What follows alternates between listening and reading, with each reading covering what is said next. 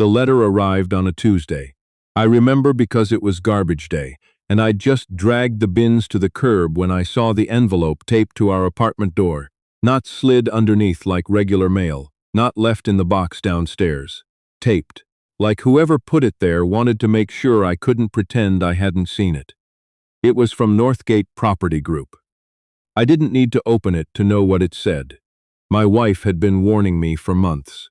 She'd seen the signs, the new management company signs going up in the lobby, the sudden maintenance inspections that weren't really about maintenance.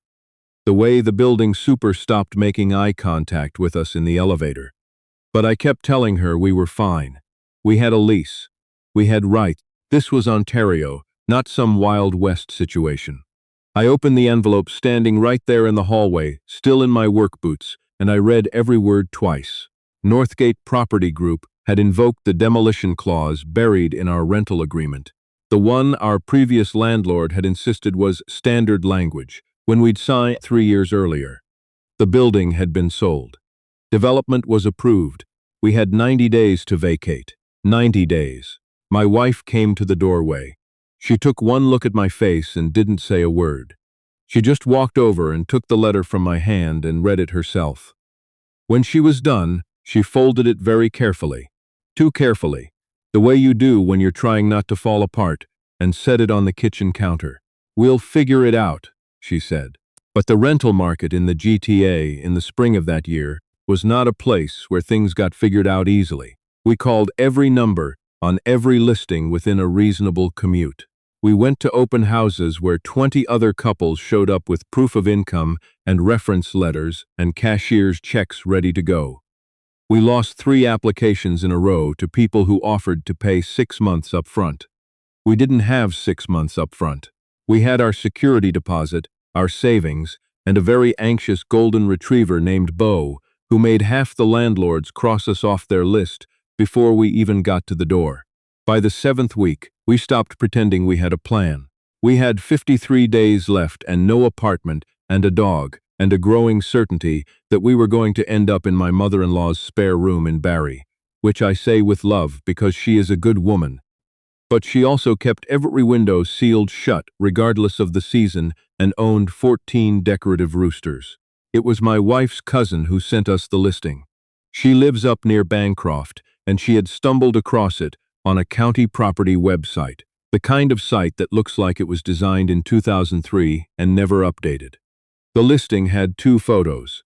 One was the exterior of a farmhouse taken from so far away it was barely identifiable as a building. The other was a blurry shot of what appeared to be a kitchen that had been last renovated sometime during the Mulroney era. The asking price was $74,000. I showed my wife. She looked at the photos for a long time. "It's in Hastings County," I said. "I know where it is. It's 3 hours from the city. I know. I work remote now." Mostly. She looked at me. "We'd need to actually see it before we decide anything." We drove up on a Saturday. The GPS took us down a county road that turned into a gravel road that turned into something that was more of a suggestion than a road. And then we came around a bend, and there it was.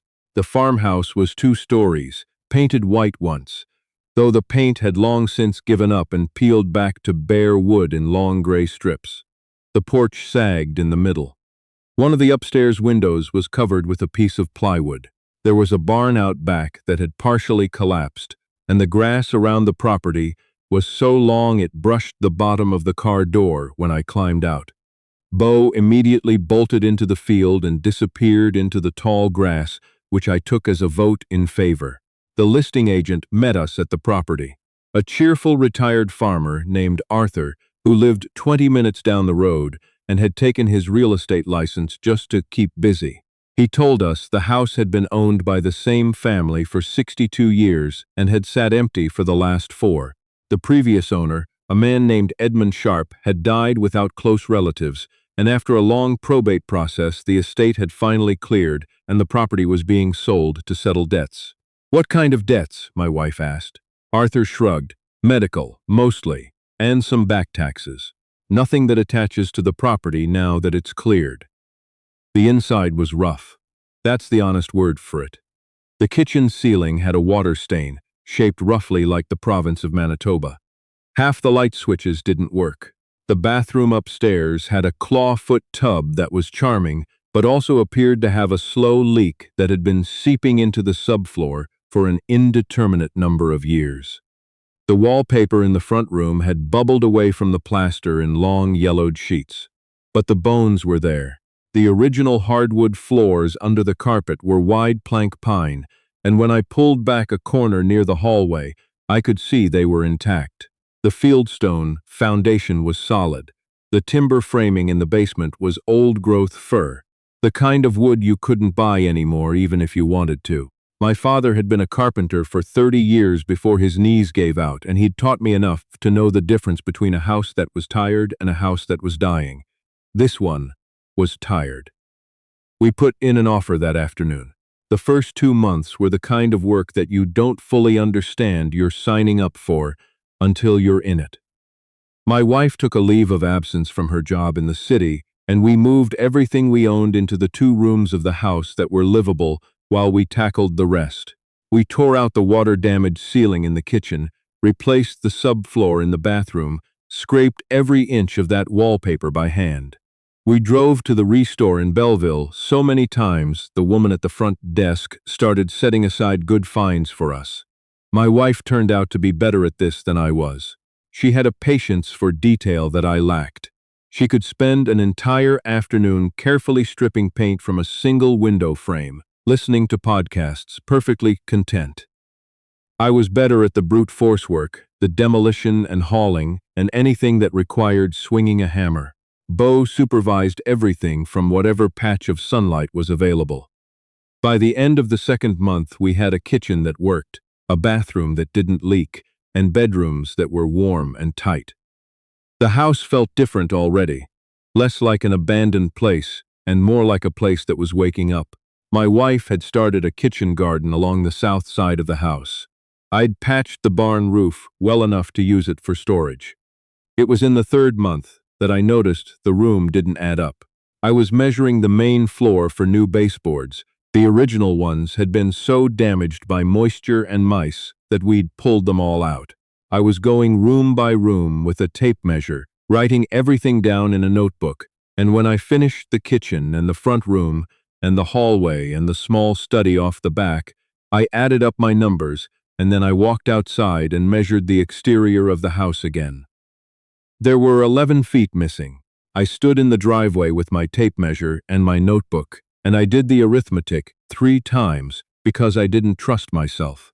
The exterior of the house measured 43 feet along the east wall. The interior rooms along that same wall, combined, measured 32 feet. I'd accounted for wall thickness. I'd even added extra. It still didn't work. I went back inside and walked the hallway slowly, running my hand along the east wall. It was plaster-over lath, smooth, uninterrupted. No doors, no obvious seams. But the hallway itself felt narrower than it should, though I'd walked it 100 times without noticing. I called my wife from the garden. "Feel this wall," I said. She came in still wearing her gloves and pressed her palm flat against the plaster. "It's a wall. Knock on it." She knocked. A hollow sound, dense but not solid. She knocked again, moving her hand 6 inches over. Same sound. She moved further along, and it changed. Solid, plaster over solid material. She turned and looked at me. "How long is the hollow section?" she asked. I measured it. 8 feet of hollow, 3 feet of solid at either end. We stood in that hallway for a long time without saying anything. The next morning, I drove to the county building records office in Madoc. I gave them the property address and the lot number and asked for the original building plans. The clerk, a patient man named Roy, who had clearly answered this question from property owners before, went into the back and came out 20 minutes later with a folder of photocopied drawings, blueprints from 1959 when the house had been significantly expanded. There was no room on those plans where I was measuring hollow wall, but there was something else.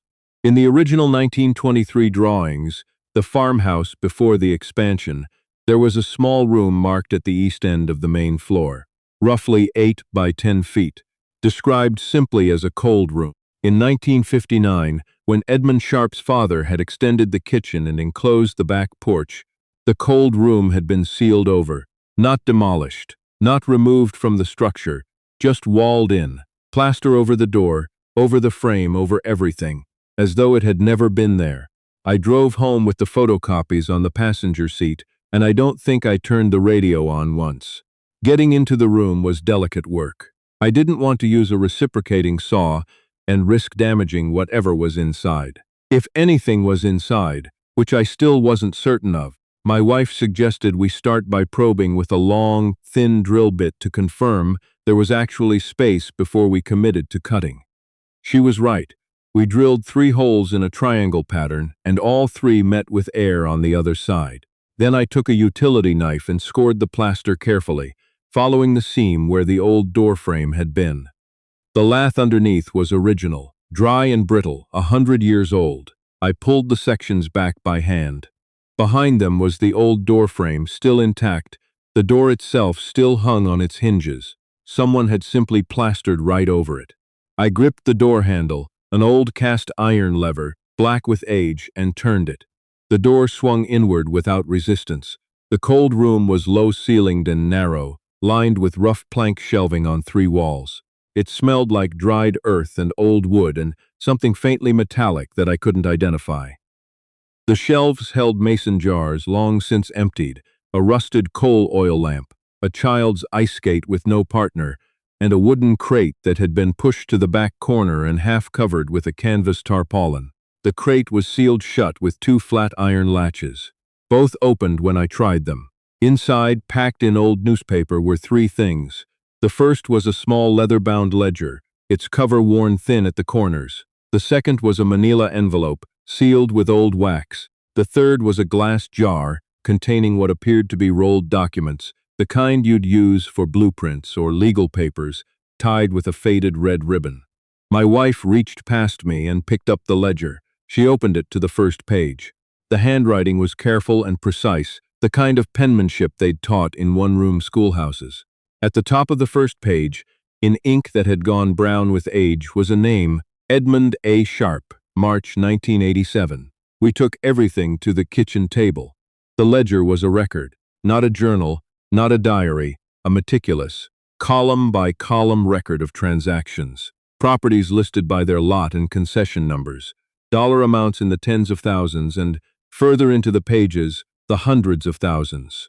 Corporate names I didn't recognize, and, recurring throughout, a single name that appeared over and over. Halcyon Land Corporation. The manila envelope contained letters, 12 of them, all from the same sender, all addressed to Edmund Sharp, all signed by a man named Wesley Courtmanch, identified in the letterhead as Director of Land Acquisition, Halcyon Land Corporation, registered in Ontario. The letters were detailed and explicit. They documented an arrangement Edmund had apparently entered into in 1984, when Halcyon had approached him about a land consolidation project in Hastings County. Edmund's farm sat at the center of a parcel that Halcyon needed badly, for a development project that, the letters made clear, had been approved through a county planning process that Halcyon had arranged through payments to at least 2 members of the local planning committee. Edmund had agreed to sell. He'd been paid. But he'd also, somewhere along the way, begun keeping records. The ledger documented every transaction he was aware of, cross-referenced with the letters. He'd been meticulous about it. He'd recorded dates, amounts, names, lot numbers. And then, in 1991, the ledger simply stopped. The last entry was not a transaction. It was a paragraph, written in the same careful hand. I have been told to stop asking questions. I understand what that means. I don't know who will find this or when, but I want there to be a record somewhere that these things happened and that I knew about them. The land is gone, but the truth of how it went shouldn't go with it. The glass jar held the blueprints, 3 of them, rolled tight and tied with that faded ribbon. They were survey maps, registered survey maps, stamped by a licensed Ontario land surveyor, of the consolidated parcels, and on each one, in a different hand, were annotations showing the actual lot boundaries versus what had been filed with the county.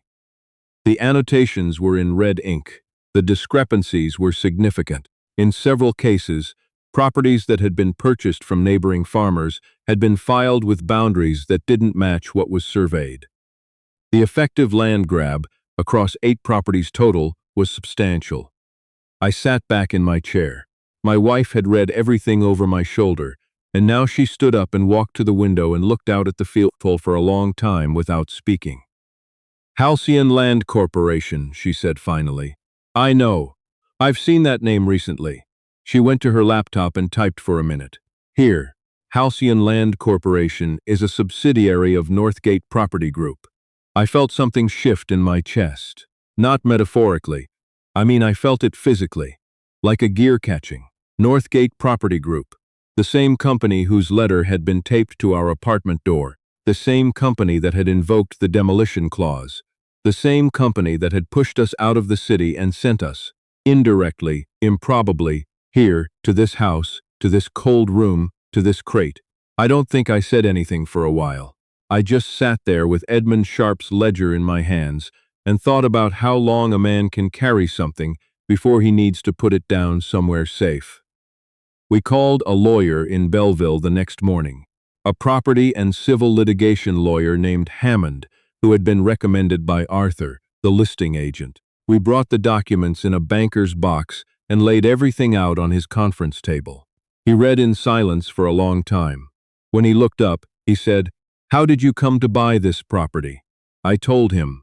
All of it. The eviction notice from Northgate, the impossible rental market, the listing my wife's cousin had sent, Arthur, the gravel road, the plywood window, Bo bolting into the tall grass. Hammond leaned back in his chair and looked at the ceiling. Edmund Sharp's estate had a buyer once before, he said. About 6 years ago, a numbered company made an offer and it fell through when the estate trustees objected to the terms. I know because a colleague of mine handled part of it. He paused. I'd want to run that numbered company. We gave him 2 weeks and authorization to share the documents with the appropriate authorities. He came back to us before the 2 weeks were up. The numbered company that had tried to buy the Sharp property was registered to a holding entity that traced back, through 2 layers of corporate structure, to Northgate Property Group. They'd known about the cold room, or at least, they'd suspected Edmund had kept records somewhere. They'd been trying to buy the property, quietly, through arm's-length entities, before anyone could find whatever he'd hidden. They'd just been beaten to it by a couple from Toronto, with a dog and a 90-day eviction notice. Hammond coordinated with the Ontario Securities Commission and the RCMP Commercial Crime Section. The survey discrepancies crossed into criminal territory, falsification of registered documents, fraud in the land transfer process. The payments to the planning committee members, documented in Edmund's letters, went to the Provincial Integrity Commissioner. We were kept informed, but kept at a distance while the investigation developed. That was fine with us. We had more baseboards to install. The story broke publicly about 5 months after we found the crate. By then, 2 senior Northgate executives had been charged. The company's development approvals in 3 counties were under review, and Wesley Cordemanche, now 71 years old and retired to a golf community in Muskoka, had been named as a key figure in the original scheme. We never sought out media attention. We didn't do interviews. But we did receive a formal acknowledgement from the Ontario government, and through the legal process, there was a restitution element that ultimately included compensation to the families of the original landowners who'd been defrauded. Families who, in some cases, had never understood why they'd received so little for their properties back in the 1980s. There was also a whistleblower provision in the relevant legislation. I won't quote the amount here because my wife asked me not to, and she's the reasonable one. But I will say it was enough to finish the farmhouse properly, enough to replace the collapsed section of the barn, enough to put a real foundation under the future we hadn't been able to plan 6 months earlier. The night after Hammond called us with the final confirmation, I walked out to the barn by myself. Bo came with me, as he always does. I stood in the doorway looking up at the sky, which out here, far from any city, is a genuinely staggering thing on a clear night. I thought about Edmund Sharp, who had kept his records in a sealed room for the last years of his life, alone on this property, watching the land around him change and knowing why. Who had written, "I want there to be a record somewhere that these things happened," and then apparently trusted that someday, somehow, someone would find it. He couldn't have imagined that the people who found it would be the same people being pushed around by the same corporate machine 30 years later. Life doesn't usually arrange itself that neatly, but sometimes it does. We still live here. The porch no longer sags. The paint is fresh, a deep charcoal gray that my wife chose and that I thought was wrong and then turned out to be exactly right. The kitchen garden has expanded into something that genuinely feeds us from June through October. Arthur comes by sometimes for coffee, which means he comes by for an excuse to see how the place is looking, which is fine. The cold room is clean now. I put new shelving in, and my wife uses it exactly as it was intended, for cold storage. Preserves from the garden, cheese from the farm up the road. A few bottles of cider we made last fall from the ancient apple trees along the south fence that we hadn't even noticed until August. Edmund's ledger is in a fireproof box in the study, along with the letters and the survey maps. Hammond has certified copies. The originals stay here. This is where they were kept for 30 years, and it feels right that they should stay on the property. I don't know if Edmund would have had any interest in knowing how it ended. He was, by all accounts, a private and unsentimental man.